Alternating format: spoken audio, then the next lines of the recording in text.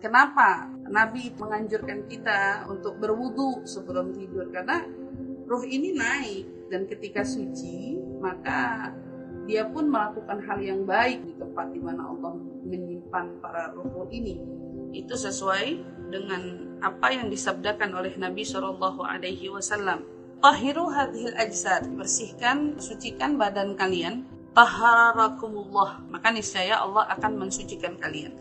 Ada sebuah riwayat yang menyampaikan bahwa apa yang menjadi keadaan kita ketika kita sedang tidur. Ini yang mungkin banyak orang tidak pahami.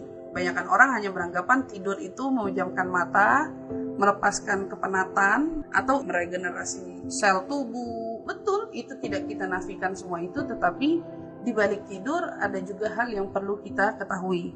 Dalam sebuah hadis Nabi SAW bersabda, Inna nafsa ta'aruju ilallahi ta'ala fi manamiha, fama kana tahiran sajada tahtal arshi, wa ma kana ghairu tahir taba'ada fi sujudih, wa ma kana junuban lam yu'dhan laha fi sujud.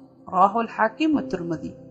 Artinya adalah dari sahabat Nabi Abu Darda radhiyallahu anhu, sesungguhnya nyawa seseorang itu naik menghadap kepada Allah tatkala dia sedang tidur.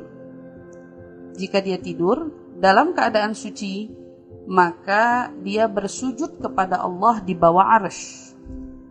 Dan jika dia tidur dalam keadaan tidak suci, maka dia menjauh tatkala sujud.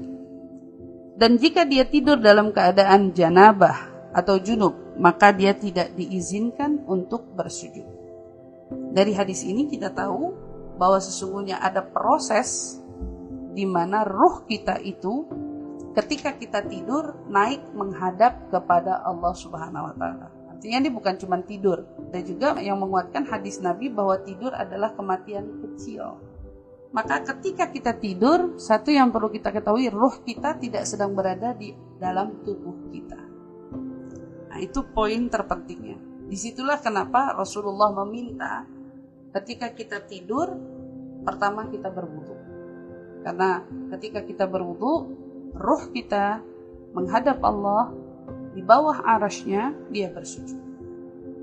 Adab selanjutnya ketika kita ingin tidur adalah pentingnya kita juga bertaubat.